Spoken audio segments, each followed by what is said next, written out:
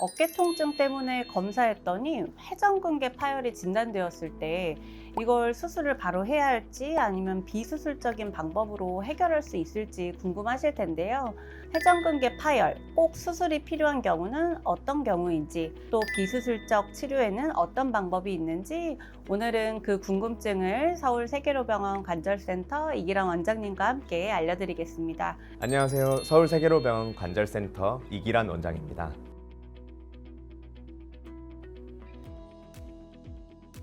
서두에 말씀드린 것처럼 회전근개 파열이라고 하면 다들 바로 수술해야 하나요? 라고 먼저 물어보실 것 같은데요. 꼭 수술을 해야 하는 건가요?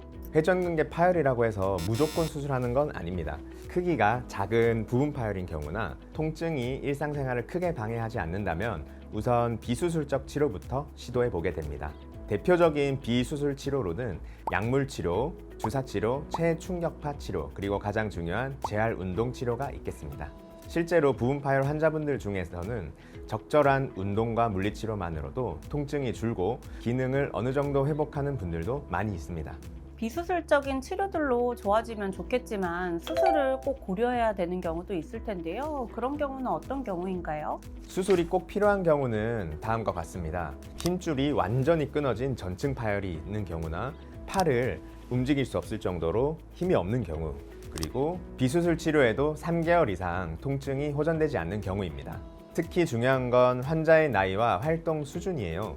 예를 들어서 50대 직장인이 일상에서 팔을 자주 써야 하는 경우라면 기능 회복을 위해서 수술을 빨리 고려하는 게 오히려 빠른 회복을 통해 일상생활을 복귀할 수 있습니다.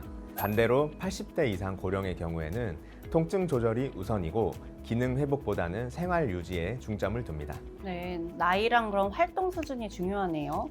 하지만 수술이라고 하면 역시 좀 무섭게 느껴지는데요. 회전근개 파열 수술은 어떤 방식으로 진행되고 입원은 또 어느 정도 하나요?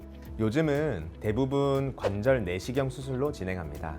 1cm 미만의 작은 구멍을 뚫어서 관절 내시경 카메라로 어깨 안을 들여다보면서 끊어진 힘줄을 봉합하게 됩니다. 절개가 사이즈가 아주 작고 거의 없기 때문에 회복도 빠르고 흉터도 작아서 장점이 많습니다. 입원은 보통 3박 4일 정도로 수술 후 6주 정도는 보조기 착용이 필요하고 이후 재활 치료를 시작하게 됩니다. 입원 기간이 생각했던 것보다는 정말 짧네요. 그러면 원장님, 실제로 회전근개 파열로 수술하신 환자 중에 기억에 남는 특별한 사례가 혹시 있으실까요? 네, 기억에 남는 환자분이 한 분 계십니다. 60대 중반의 남성분이셨는데요. 목공일을 오래 하셔서 팔을 많이 쓰는 작업을 하셨던 분이에요. 처음에는 어깨가 뻐근하다고 해서 파스를 붙이고 버티셨는데 어느 날 팔을 갑자기 못 들게 돼서 병원에 오셨습니다. MRI를 찍어봤더니 회전근개 전층 파열이 발견되었고 힘줄이 안으로 꽤 말려 들어간 상태였습니다. 그래서 관절 내시경으로 파열된 부위를 확인하였고 회전근개 봉합수술을 시행했습니다. 제가 화면을 보면서 사례를 한번 더 설명해 드리겠습니다. 왼쪽 화면을 보시면 이 회전근개 파열이 있고 전층 파열로 인해서 여기가 끊어진 모습입니다. 그리고 안쪽으로 좀 말려 들어가고 있는 상황이어서 빠른 수술을 진행하였습니다.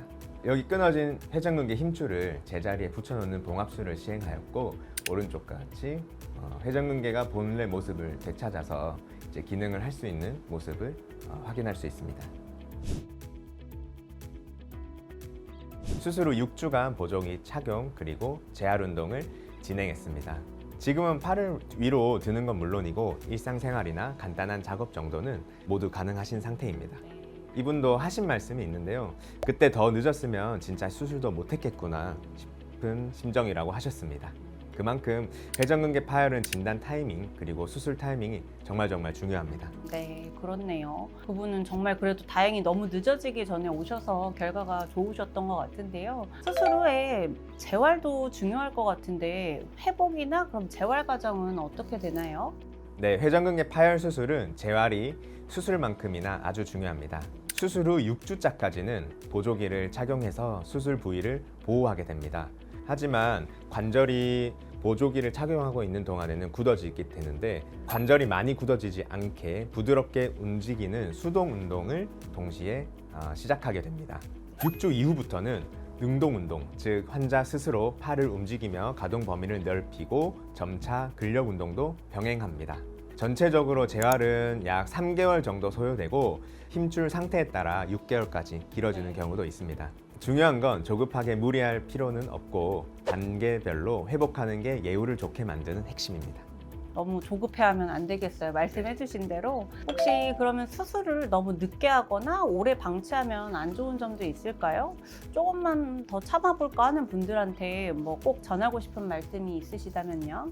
네, 정말 중요한 질문입니다.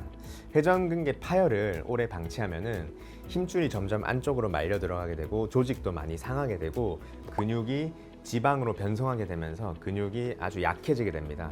그래서 수술을 해도 회복이 완벽하게 안 되는 어려운 구조가 되는데요.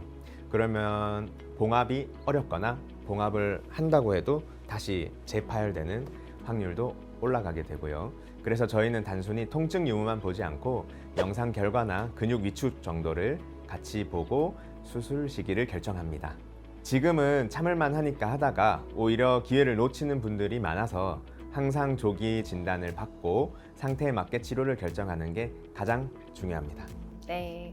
회전근개 파열은 정말 많은 분들이 조금만 더 빨리 병원에 올 걸 하고 후회하시는 질환 중에 하나라고 하셨는데요. 통증이 있다고 다 수술하는 건 아니니까 너무 겁내지 마시고 어깨가 불편하다면 꼭 진료를 받아보시기를 권고드립니다. 맞습니다. 내 어깨 상태에 맞는 치료가 분명히 있고 조기에 진단하고 잘 관리한다면 수술 없이도 충분히 좋아지는 경우도 많습니다. 네, 오늘 영상이 도움이 되셨다면 좋아요와 구독 부탁드리고요. 궁금한 점은 댓글로 남겨주시면 저희가 정성껏 답변 드리겠습니다. 시청해주셔서 감사합니다. 감사합니다.